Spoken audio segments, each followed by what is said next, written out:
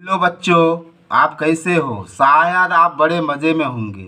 आज मैं आपके लिए क्लास 10th का हिंदी का पद लाया हूँ और ये सूरदास का पद है बच्चों। और ये काफ़ी महत्वपूर्ण है। ये हिंदी बच्चे के लिए काफ़ी उपयोगी है। तो देखो हमारा क्या है पद कि ऊधो तुम हो अति बड़भागी। ऊधो, ऊधो किसको कहा गया? उद्धव को।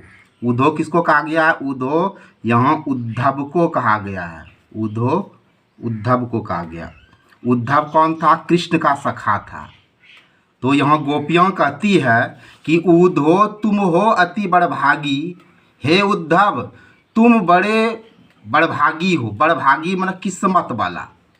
बच्चों, बड़भागी का मतलब होता है किस्मत वाला। जब उद्धव गोपियों को समझाने के लिए जाती है कि वह श्री कृष्ण को भूल जाए, तो गोपियाँ उद्धव को क्या उलाहना देती है कि ऊधो तुम हो अति बड़भागी। बच्चों समझो इसका अर्थ। ऊधो मतलब उद्धव। हे उद्धव, तुम हो अति बड़भागी। तुम क्या हो? अति। अति माना बहुत ज़्यादा। तुम हो अति बड़भागी। अति मतलब बहुत ज़्यादा। अति मतलब बहुत ज़्यादा। और बड़भागी मतलब किस्मत वाला। तो गोपियाँ क्या कहती है? हे उद्धव, तुम हो अति बड़भागी मतलब तुम बड़े किस्मत वाले हो। क्यों किस्मत वाले हो? तो ये क्या कह रहा? अपरस रहत स्नेह तगाते नहीं न मन अनुरागी। कहता अपरस रहत स्नेह तगाते नहीं न मन अनुरागी, यानी तुम्हारे मन में कृष्ण के प्रति कोई प्रेम नहीं है। कहता अपरस रहत स्नेह तगास्ते। स्नेह मना बच्चों प्रेम होता है। स्नेह का अर्थ क्या होता है बच्चों? प्रेम। क्या गोपियाँ कहती है? अपरस रहत। गोपियाँ कहती है अपरस रहत स्नेह तगाते। गोपियाँ कहती है कि अपरस रहत स्नेह तगाते, कि तुम प्रेम से क्या हो? दूर हो। अपरस रहत स्नेह तगा से, प्रेम का जो धागा है उससे तुम दूर हो। नहीं न मन अनुरागी, तुम्हारे मन में कोई अनुराग नहीं है। तुम्हारे मन में कोई प्रेम नहीं है। तो पहले पंक्ति में क्या कह रहा है कि ऊधो तुम हो अति बड़भागी। हे उद्धव, तुम बड़े किस्मत वाले हो। क्यों बड़े किस्मत वाले हो? कि अपरस रहत स्नेह तगाते नहीं न मन अनुरागी। तुम स्नेह तगा से, प्रेम के धागे से दूर हो और नहीं न मन अनुरागी, तुम्हारे मन में कोई अनुराग नहीं है, कोई आसक्ति नहीं है। कैसे? पुरैन पात। पुरैनी, पुरैनी, पुरैनी मतलब है कमल होता है बच्चों। ये पुरैनी मतलब होता है, पुरैनी मतलब कमल। आपने कमल फूल देखा होगा, भारत का राष्ट्रीय फूल है ना। पुरैनी पात। पात मतलब पत्ता बच्चों। पात मतलब क्या होता है? पत्ता। पुरैनी पात रहत जल भीतर, ये कमल का जो पत्ता है ये पानी के अंदर रहता है। तो पुरैनी पात रहत जल भीतर तारस देह न दागी। कहता पुरैनी का जो पात होता है, कमल का जो पत्ता होता है, वो जल के अंदर रहता है, लेकिन उस पर पानी का एक भी बूंद नहीं ठहरता है। आप कमल के पत्ते पर जब पानी डालोगे उस पर पानी रहता ही नहीं है, जबकि वो पानी में हमेशा रहता है। तो कहता है पुरैन पात रहत जल भीतर, ये कमल का पत्ता हमेशा जल के भीतर रहता है। तारस देह न दागी, लेकिन उस पर पानी ठहरता नहीं है। कहता ज्यों जल मह तेल की गागरी बूंद न ताको लागो। तो क्या कहता? जैसे तेल का गागर जो है, जैसे तेल का जो गागर है उस पर जल का एक भी बूंद नहीं ठहरता है। कहता प्रीति नदी में पाओ न बोरियो दृष्टि न रूप परागी। अब यहाँ क्या कहता है कि प्रीति नदी में पाओ न बोरियो दृष्टि न रूप परागी। कहता है हमने तो श्री कृष्ण से बहुत प्रेम कर लिया, लेकिन तुमने श्री कृष्ण के प्रेम के नदी में अपना पैर नहीं डुबाया है, ना ही तुम उसके दृष्टि रूप से मोहित हो। सूरदास अबला हम भोरी। सूरदास कह रहा है कि अबला हम भोरी। भोरी, भोरी मतलब भोला होता है, सीधा साधा, सीधे साधे। सूरदास अबला हम भोरी। गोपी कहता हम लोग जो गोपी हैं वो तो भोरी हैं, सीधी साधे हैं, सीधे साधे हैं। और हमारी हालत कैसी है? गुड़ चाटी ज्यों पागी। जिस तरह चींटी गुड़ को खाने के लिए गुड़ में लिपट कर रह जाता है, वैसी मेरी हालत है। तो एक बार फिर से बच्चों इस पद का अर्थ समझो कि ऊधो तुम हो अति बड़भागी, हे उद्धव तुम बड़े किस्मत वाले हो। ऊधो तुम हो अति बड़भागी, हे उद्धव तुम बड़े क्या हो, किस्मत वाले हो। अपरस रहत स्नेह तगाते नहीं मन अनुरागी, क्योंकि तुम श्री कृष्ण के प्रेम से दूर हो। समझो बच्चों कि क्या कहती है गोपियाँ कि उद्धव तुम हो, ऊधो तुम हो अति बड़भागी, हे उद्धव तुम बड़े किस्मत वाले हो। ये समझ गया कि ऊधो तुम हो अति बड़भागी का मतलब हुआ कि हे उद्धव तुम बड़े किस्मत वाले हो। क्यों किस्मत वाले हो? अपरस रहत स्नेह तगाते नहीं मन अनुरागी, क्योंकि तुम श्री कृष्ण के प्रेम से दूर हो, तुम्हारे मन में कोई अनुराग नहीं है। ये भी समझ गया। अब कैसा एग्जाम्पल देता है गोपियाँ, पुरैन पात रहत जल भीतर ता रस देह न दागी। तुम कैसे हो उद्धव? जिस तरह पुरैन का पात है उसी तरह तुम हो। जिस तरह पुरैन पात रहत जल भीतर, कमल का पत्ता जो है वो जल के अंदर रहता, तारस दे न दागी, लेकिन उस पर पानी नहीं ठहरता है। और फिर दूसरा एग्जाम्पल क्या देती है गोपियाँ, ज्यों जल मह तेल की गागरी बूंद न ताको लागो। जिस तरह तेल का जो गागरी होता है, तेल का घड़ा जो होता है, उस पर पानी का बूंद नहीं ठहरता है। कहता प्रीति नदी में पाऊ न बोरियो, ऐ उद्धव तुम श्री कृष्ण के प्रेम के नदी में अपना पैर नहीं डुबाए हो। दृष्टि न रूप परागी, न ही तुम्हारा दृष्टि, तुम्हारा ध्यान उस पर है। लेकिन सूरदास कारा अबला हम भोरी, सूरदास कहता, गोपी कहता है कि हम जो गोपी हैं अबला हैं, बेसहारा हैं और भोरी हैं, सीधे सादे हैं। और हमारी हालत कैसी है, गुड़ चाटी ज्यों पागी। जिस तरह गुड़ को चाटने के लिए, गुड़ को खाने के लिए चींटियाँ गुड़ में चला जाता है और उसी में लिपट कर रह जाता है, तो हम गोपियों की हालत गुड़ में घुसे चींटी की तरह है। अब हम आगे बढ़ते बच्चों और पद के दूसरे भाग में आते हैं। गोपियाँ कहती है कि मन की मन ही मांझ रही, मन की मन ही मांझ रही। इसका मतलब है कि मन की इच्छा जो है वो मन में ही दब कर रह गई। मन की मन ही मांझ रही, ये मांझ माना बच्चों इच्छा होता है। ये मांझ मतलब क्या होता है, इच्छा। ध्यान से समझो गोपियाँ क्या कहती है कि मन की मन ही मांझ रही, यानी मन का जो इच्छा है वो मन में ही दब कर रह गया। कहिए जाई कौन पै उधो नाई परत कही। कहता जिस बात को नहीं कहना पड़ रहा है, जो बात हम लोग कहना नहीं चाहते थे, अब किससे जाकर कहें।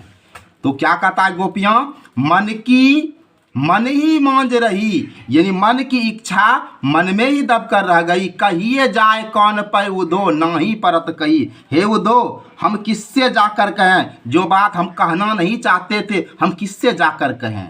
अवधि आधार आस आवन की, श्री कृष्ण के आने का उम्मीद था।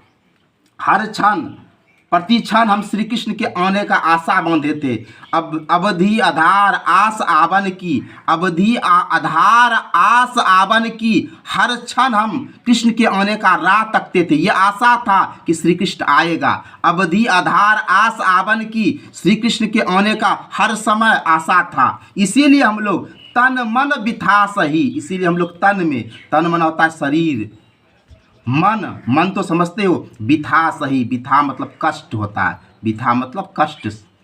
कहता है अवधि आधार आस आवन की, श्री कृष्ण का आने का आशा हम लोग हर पल देखते थे। इसीलिए हम लोग अपने तन में, शरीर में, अपने अंतरात्मा में, मन में बिथा सही, कष्ट सही। अब इन जोग संदेश सुनी सुनी बिरहनी बिरह दही, लेकिन हे उद्धव तुम ऐसे में हमें योग संदेश सुना रहे हो तो हम बिरहनी का जो बिरह है वह और जलने लगा है। अब इन जोग संदेश सुनी सुनी, अब इन जोग मतलब क्या होता है, योग। कहता है हे उद्धव और तुम हमारे लिए योग संदेश लाए हो। अब इन जोग संदेश सुनी सुनी बिरहनी मना, बिरहनी किसको कहते हैं, जो अपने प्रेमी के लिए बेचैन हो, हमेशा अपने प्रेमी के लिए ही सोचता हो, उसी के विरह में जलता हो। अब इन जोग संदेश सुनी सुनी, अब यह योग संदेश जो है इसको सुन सुनकर बिरहनी, हम जो बिरहनी हैं उसका जो विरह है वो बढ़ रहा है।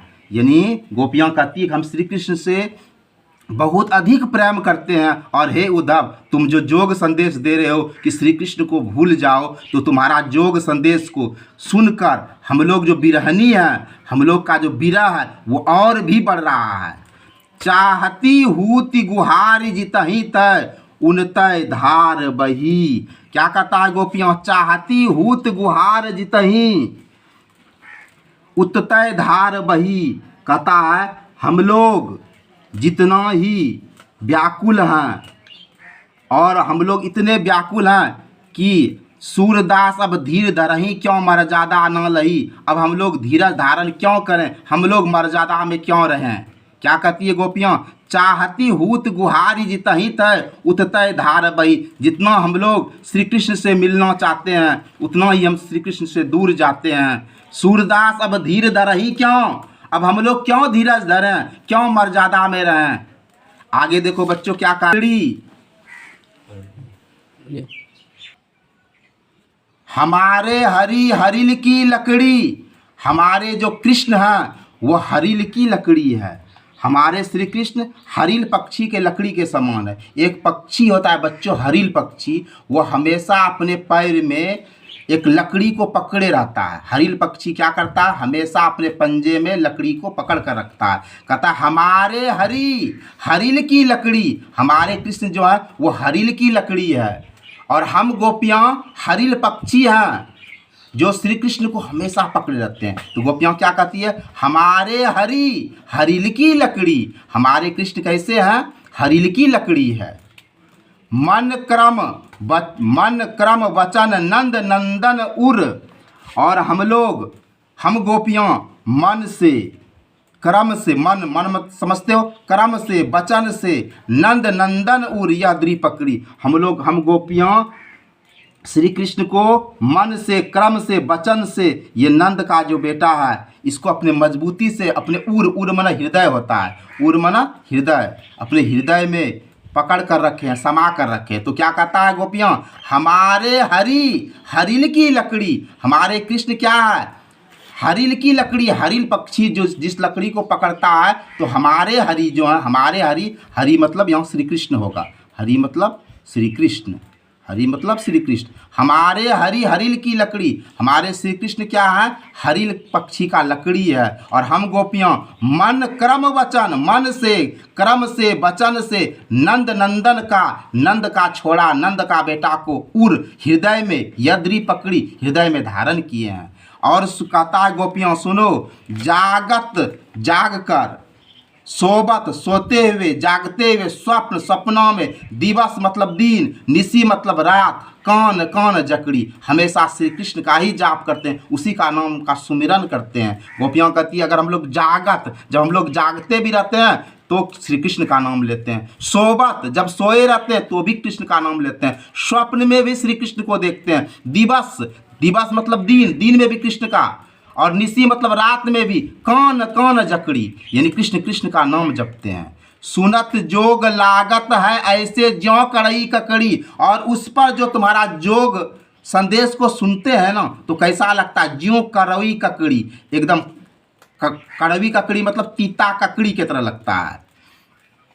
कहता है शू तो ब्यादी हमको ले आए देखी सुनी ना करी। कहता है कि तुम तो हमारे लिए ऐसा रोग लेकर आए हो जिसको कभी ना हम देखे हैं, ना सुने हैं, ना उसका भोग किए हैं। सू तो व्याधि हमको ले आए, लेकिन हे उद्धव तुम ऐसा व्याधि मतलब रोग होता है बच्चों। ये व्याधि मतलब क्या होता है? रोग। कहता है सू तो व्याधि, तुम तो ऐसे व्याधि हमको ले आए, ऐसे व्याधि लाए हो, ना देखी सुनी न करी, न देखे हैं, न सुने हैं, न उसका भोग किए हैं। ये तो सूरति नहीं ले सौंपे जिन्हीं मन चक्री। कहता यह तो सूरति नहीं ले सौंपे, बोला ये बीमारी उसी को सौंपो, उसी को दे दो जिनके मन चक्री, जिसका मन चक्री है, जिसका मन स्थिर नहीं है, जिसका मन बेचैन है ना, उसको जाकर योग संदेश सुनाओ। अब देखो बच्चों, ये चौथा में क्या कह रहा है? हरि है राजनीतिक पढ़ियाए। क्या कहता है? हरि है राजनीतिक पढ़ियाए। हरि क्या पढ़ कर आया? राजनीति पढ़ कर आया। हमारे श्री कृष्ण ने राजनीति शास्त्र पढ़ लिया। समझी समझे बात मधुकर के। मधुकर मना भौरा होता है बच्चों, मधुकर मना भौरा, यानी उद्धव को ही कहा गया है। हरि है राजनीति पढ़ियाए। हमारे कृष्ण लगता है राजनीतिक शास्त्र पढ़ आया है। समझी बात मधुकर के, हम मधुकर के बात को समझ लिए। समाचार सब पाए, अब सब समाचार पढ़ लिए। एक अति चतुर हेतु पहले ही, मेरे कृष्ण तो पहले से ही बड़े चतुर थे। अब गुरु ग्रंथ पढ़ाए, अब तो वह गुरु ग्रंथ पढ़ा रहा है। अब बड़ी बुद्धि जानी के, अब लगता है मेरे कृष्ण का बहुत बुद्धि बढ़ गया है। उनकी योग संदेश पठाए, तब ना वह योग संदेश पठाए भेजा है। उदो भले लोग आगे के पर हित डोलत दाए।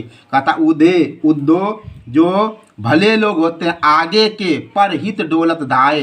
अब आपने मन फेर पाइए चलत जू हित चुराए। कहता अब कृष्ण जो है अपना बुद्धि का परिचय देते हुए हमारे योग ज्ञान को भेजा है। वास्तव में यह मूर्खता है जो हमारे लिए योग संदेश भेजता है। गोपियाँ कहती है कि हम लोग सीधे साधे और सभ्य हैं और दूसरे के कल्याण के इधर उधर घूमते हैं। हे उद्धव, हम गोपियों को तड़पाने और सताने के लिए ये अच्छा नहीं है। श्री कृष्ण को उस मन से वापस पाना चाहते हैं, हम श्री कृष्ण को पाना चाहते हैं। तो क्यों अनति करे आपन जो अनति छुड़ाए। राज धर्म तो ये सूर जो प्रजा न ही सताए। बोला राजा का धर्म तो वो है, सूरदास कहते हैं, जो प्रजा न जाहि सताए, जो प्रजा को नहीं सताए। बच्चों एक बार और समझो क्या कहता है गोपियाँ? हरि है राजनीतिक पढ़ियाए। हमारा कृष्ण जो है वो राजनीतिक पढ़ लिया है। समझी बात मधुकर के समाचार सब पाए। ये मधुकर के बात को हम समझ लिए, हमें सब समाचार मिल गया है। एक अति चतुर हेतु पहले ही, हमारे श्री कृष्ण तो पहले से ही बड़े चतुर हैं। अब तो लगता है ऊपर से वो गुरु ग्रंथ भी पढ़ लाए हैं और हम लोग को भी गुरु ग्रंथ पढ़ा रहे हैं। बड़ी बुद्धि जानी के जो उनकी योग संदेश पठाए। अब लगता है हमारे श्री कृष्ण को बहुत बुद्धि हो गया, इसीलिए वो योग संदेश भेजा है। उधो भले लोग आगे के पर हित डोलत दाए। उधो जो भले लोग हैं आगे के पर हित डोलत दाए। अब अपने मन फेर पाइए चलत जू हित चुराए। अब श्री कृष्ण ने हम लोग से वादा किया था कि हम तुमसे मिलने आएंगे। अब देखो श्री कृष्ण हम लोग से जी फेर लिया है, वो हमसे मिलने नहीं आ रहा है। श्री कृष्ण ने वादा किया था कि गोपियाँ हम तुमसे मिलने आएंगे, लेकिन श्री कृष्ण मिलने नहीं आ रहा है। तो क्यों अनति करे आपन जो अनति छुड़ाए। अब श्री कृष्ण ही तो अनति कर रहा है, तो और हम लोग को अनति छुड़ाने क्यों कह रहा है? श्री कृष्ण ने हमसे वादा किया था कि हम गोपियों तुमसे मिलेंगे, और वह वादा करके हम गोपियों से नहीं मिल रहा है। और गोपियों कहती सुनो उद्धव, राज धर्म तो यह सूर जो प्रजा न जाहि सताए।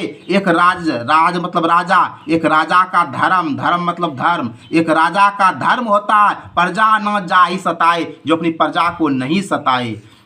बच्चों हम एक बार फिर से आपको यह समझाते हैं, आप इसको फिर से समझिए। देखिए क्या है पहला पद कि उधो तुम हो अति बड़भागी। हे उद्धव, तुम बड़े किस्मत वाले हो। क्यों किस्मत वाले हो? अपरस रहत स्नेह तगाते नहीं मन अनुरागी। क्योंकि तुम्हारे अंदर श्री कृष्ण से प्रेम नहीं है, तुम्हारे अंदर श्री कृष्ण के से कोई आसक्ति नहीं है। उधो तुम हो अति बड़भागी। हे उद्धव, तुम बड़े किस्मत वाले हो। क्यों किस्मत वाले हो?